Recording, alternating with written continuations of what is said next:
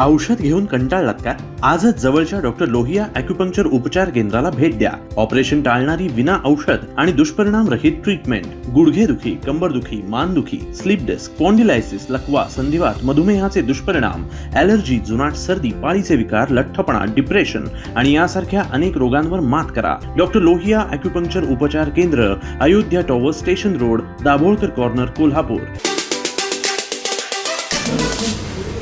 महाराष्ट्रामध्ये सध्या कॅप्टन खरात या व्यक्तीबद्दल खूप वेगवेगळ्या तऱ्हेच्या बातम्या येत आहेत. त्यांनी केलेलं कृत्य हे अत्यंत घृणास्पद आहे आणि त्यामुळे त्यांना कठोरात कठोर शिक्षा झाली पाहिजे ही सर्वांचीच भावना आहे. परंतु त्यांच्या ईशानेश्वर या मंदिराला भेट दिल्यानंतर त्यांच्याशी असलेल्या ओळखीचा किंवा त्यांच्यासोबत असलेल्या छायाचित्रांच्या बद्दल वेगवेगळं जे बोललं जातं याबाबत खुलासा देणं हे मी माझं कर्तव्य समजतो. मी स्वतः एक शिवभक्त आहे आणि वयाच्या 15व्या वर्षापासून म्हणजे जवळजवळ 55 वर्ष न चुकता दर सोमवारी मी शिवमंदिराला भेट देत असतो. अशाच निमित्ताने ईशानेश्वर मंदिराला भेट दिली असता माझी आणि कॅप्टन खरात यांची ओळख झालेली होती आणि त्या ओळखीच्या निमित्ताने जी छायाचित्र प्रसिद्ध झालेली आहेत त्याच्यामधलं एक छायाचित्र हे ईशानेश्वर मंदिरमध्ये शंकराची जी पिंडी असते त्याची पूजा आदरणीय शिंदेसाहेब करत असतानाचा तो फोटो आहे. त्याच्यामध्ये शिंदेसाहेबांच्या बरोबर मी उपस्थित असताना दिसत आहे. दुसरा जो फोटो दाखवला जातो हा फोटो हा ईशानेश्वर मंदिरामध्ये त्यांचं जे ऑफिस आहे ट्रस्टचं या ऑफिसमधला फोटो आहे. आणि तिसरा जो फोटो आहे तो सिन्नर येथे जी कोऑपरेटिव्ह संस्था आहे त्यांचा सुवर्ण महोत्सव होता आणि त्याला मला पाहुणे म्हणून बोलवण्यात आले होते आणि त्या कार्यक्रमाला श्री खरात हे सुद्धा उपस्थित होते. तर त्यांच्यासोबत एक फोटो आहे आणि त्या फोटोमध्ये रुपाली चाकणकर या ज्या महिला आयोगाच्या अध्यक्ष आहेत त्या त्याच्यामध्ये दिसत आहेत. मला या निमित्ताने एवढंच सांगायचं आहे की ईशानेश्वर मंदिराच्या निमित्ताने माझी आणि कॅप्टन खरात यांची ओळख झालेली होती आणि त्या ओळखीमध्ये ईशानेश्वर मंदिराबद्दल किंवा शिवमंदिराबद्दल असलेल्या भक्तीची भावना जास्त आहे आणि त्याच्याच पोटी ती ओळख झालेली होती.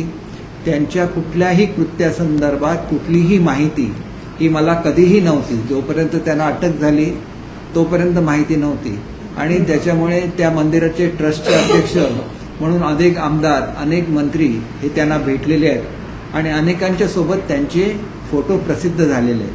परंतु ओळख असणं म्हणजे त्यांच्या कृत्यामध्ये सहभागी होणं असं बिलकुल नाही. कुठल्याही पोलीस स्टेशनला त्यांना वाचवण्यासाठी मी कधीही फोन केलेला नाही किंवा कुठल्याही महिलेची त्यांच्याशी मी ओळख करून दिलेली नाही आणि महिलांच्या संदर्भात एवढं घृणास्पद कृत्य त्यांनी कधी केलेलं असेल याची कोणतीही माहिती मला नाही आणि त्याच्यामुळे या प्रकरणाशी माझा संबंध जोडण्याचा प्रयत्न केला जातो. हा राजकीय द्वेषापोटी केला जातो आणि याच्यामध्ये विशेषतः उभाटाचे जे नेते आहेत हे आघाडीवर दिसतात. त्याच्यामध्ये संजय राऊत आहेत किंवा त्यांच्या महिला अध्यक्ष आहेत. तर त्यांचं हे करण्याचं कारण हे एकमेव कारण म्हणजे ज्यावेळेला शिवसेनेमध्ये संघर्ष घडला आणि ज्या वेळेला उभाटाच्या वतीने महाराष्ट्र पेटवण्यासाठी जागोजागी दंगली घडवून आणण्याचा प्रयत्न केला गेला त्याच्यामध्ये मी ज्या प्रकारे आदरणीय एकनाथ शिंदे साहेबांची बाजू ही महाराष्ट्रासमोर आणली त्याच्यामुळे त्यांचा हा प्रयत्न असफल झाला. महाराष्ट्राची जनता ही शिवसेनेबरोबर राहिली आणि मुख्य प्रवक्ता म्हणून मी जी केलेली कामगिरी होती त्याच्यामुळे जे लोक अशा तऱ्हेचा असंतोष महाराष्ट्रामध्ये घडवून आणू पाहत होते त्याच्यामध्ये विशेषतः संजय राऊत होते आणि त्याच्यामुळे त्यांचा हा कट यशस्वी होऊ शकला नाही आणि या रागापोटी ते वेगवेगळी विधानं माझ्याबद्दल करत आहेत. कोणताही संशय जनतेमध्ये नसावा म्हणून मुद्दाम ही मी प्रेस कॉन्फरन्स घेत आहे. मी मध्यंतरी बाहेरगावी होतो, दुसऱ्या राज्यामध्ये होतो त्याच्यामुळे प्रेस घेऊ शकलो नाही. परंतु मी आधी निर्विवादपणे सांगतो की याच्यामधल्या कुठल्याही गोष्टीचा माझा काडीमात्रही संबंध नाही.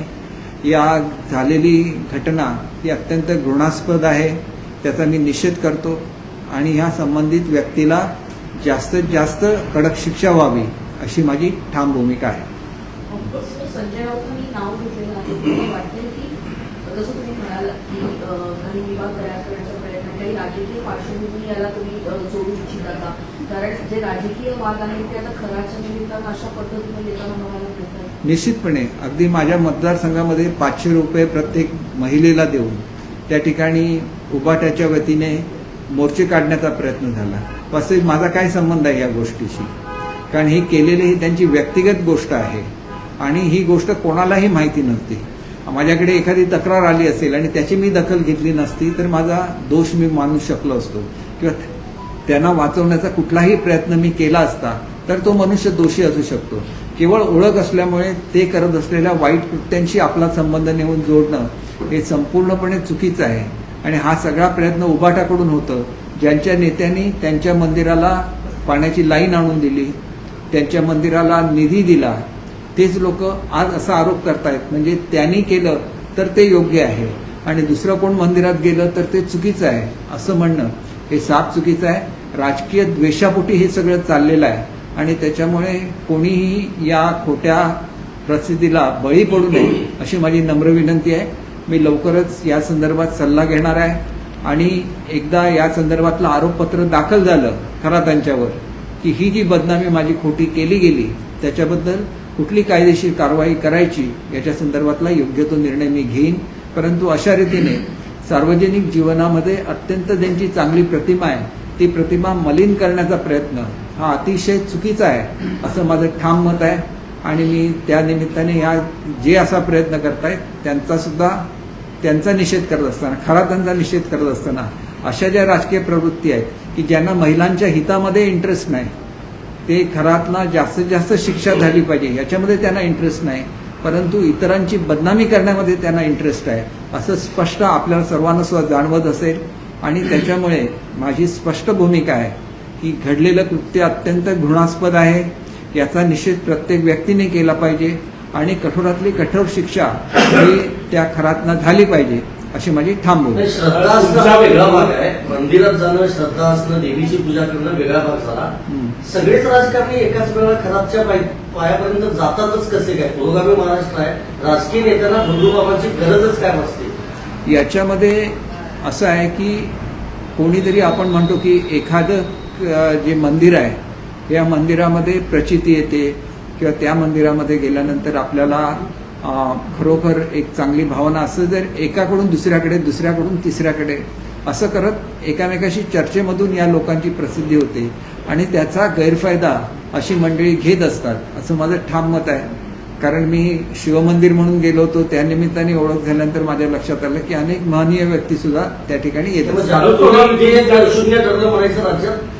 हे बघा, श्रद्धा हे वेगळं भाग आहे आणि जादूटोना हा वेगळा भाग आहे. मी स्वतः जरी माझी ओळख झालेली असली तरी कुठल्याही तऱ्हेच्या अघोरी विधीमध्ये मी भाग घेतलेला नाही. मंदिरामध्ये जी ब्राह्मण पूजा करत असतात ज्याच्यामध्ये आपण बघितलं की शंकराच्या पिंडीवर दुधाचा अभिषेक केला जातो, पाण्याचा अभिषेक केला जातो, याच्या पलीकडे कुठल्याही पूजेमध्ये किंवा आपण जे म्हणता की अंधश्रद्धेमध्ये जे वेगवेगळ्या तऱ्हेचे विधी केले जातात अशा कुठल्याही विधीमध्ये मी स्वतः भाग घेतलेला नाही.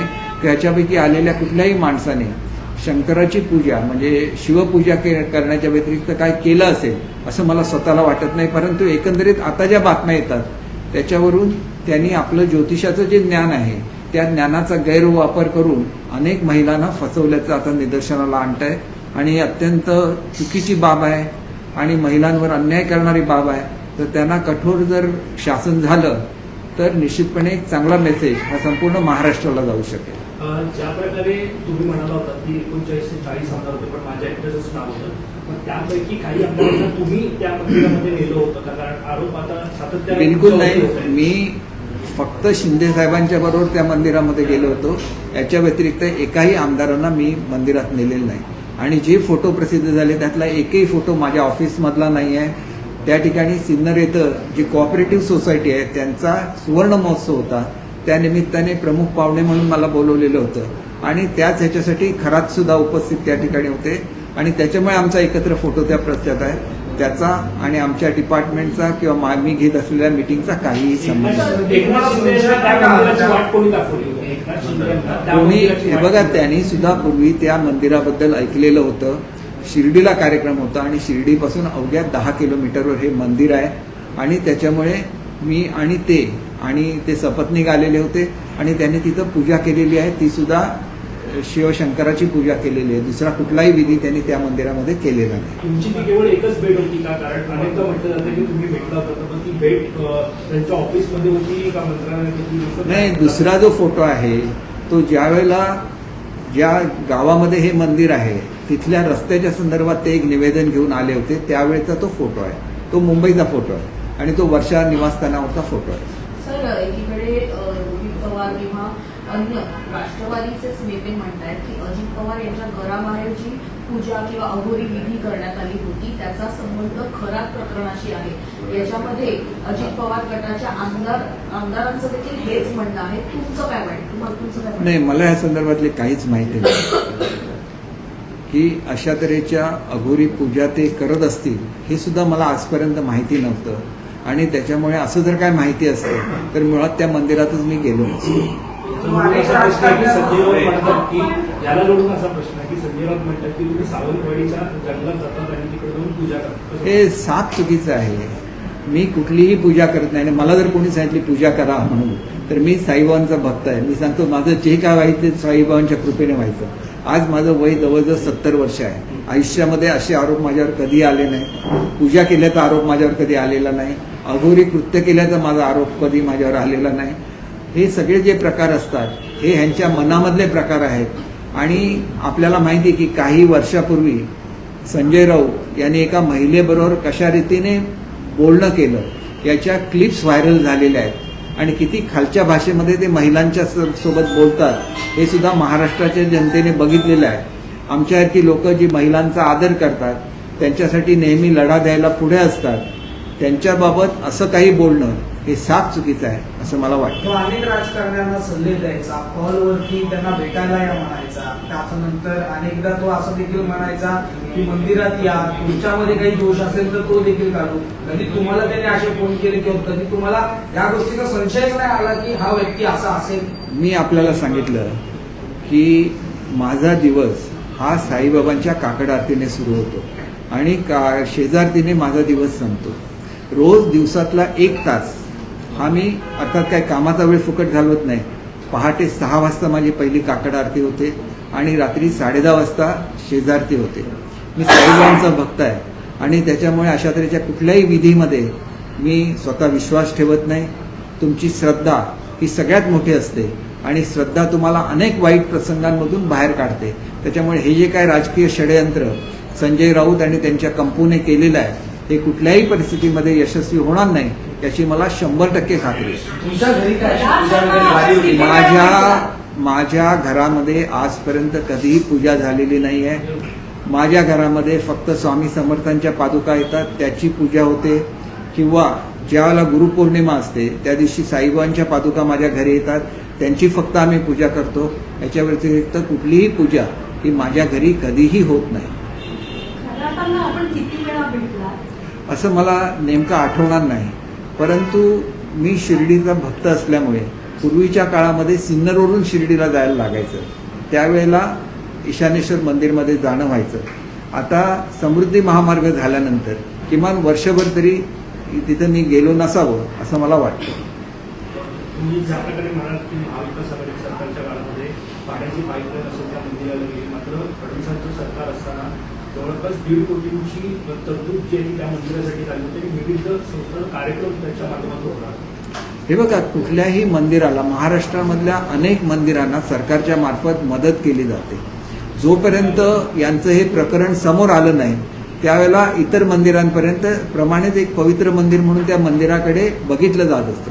परंतु ज्या प्रकारे जी कृत्य त्या मंदिरामध्ये केली गेली त्यामुळे ह्या मंदिराचं पावित्र्य सुद्धा भंग पावलेलं आहे आणि त्याच्यामुळे निश्चितपणे खरात हेच या गैरप्रकाराला सुद्धा जबाबदार आहेत. कारण मंदिरामध्ये अशा तऱ्हेची कृष्णकृत्य घडता कामा नये आणि ती आम्ही जी लोक मंदिराला मानतो, ज्यांची श्रद्धा आहे त्यांच्या भावनेला त्याच्यामुळे ठेच पोचलेली आहे.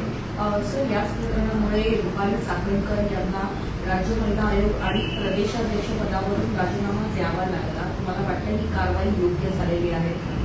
एक असतं की महिलांवर ज्याला अन्याय होतं त्याला महिला आयोगाची फार मोठी जबाबदारी असते, महिलांचं संरक्षण करायची आणि त्यांना न्याय द्यायची.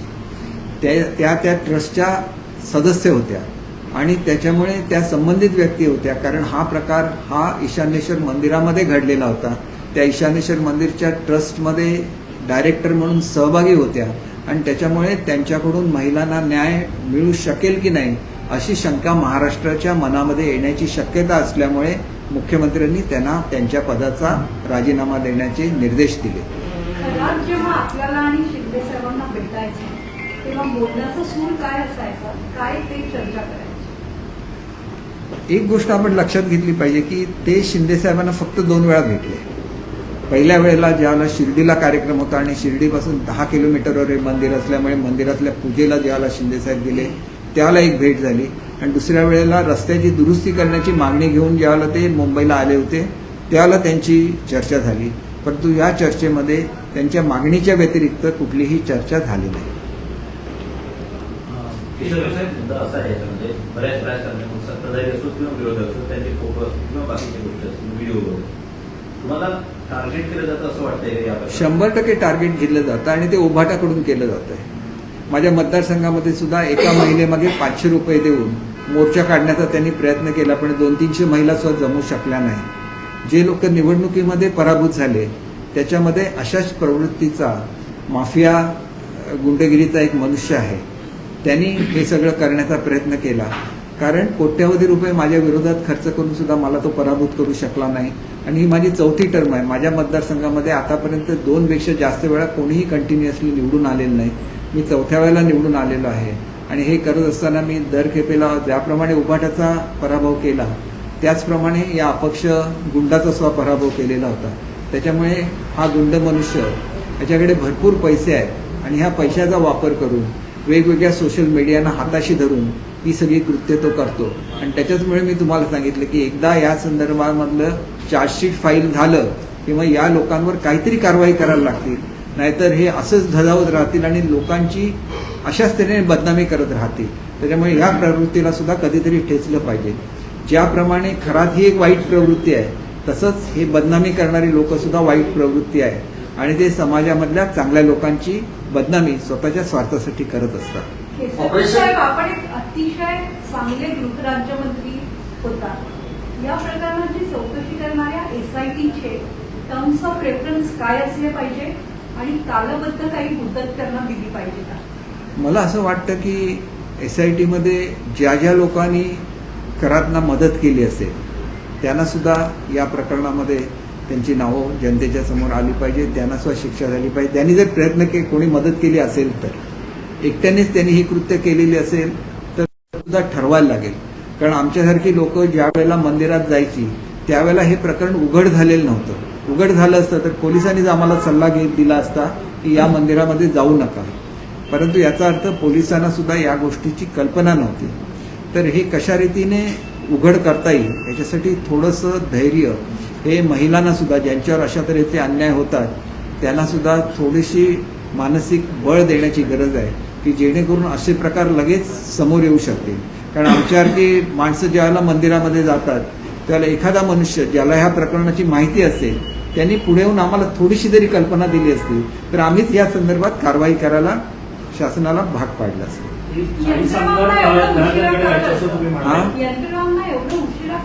उशिरा का कळतं? कारण ज्यांच्यावर अन्याय झालाय ते लोक कंप्लेंट द्यायला पुढे येत नाहीत, कारण समाजामध्ये आपली बदनामी होईल हा एक भीती ही महिलांच्या मनामध्ये असते आणि त्याचा गैरफायदा असे बोंधू बाबा घेत असतात.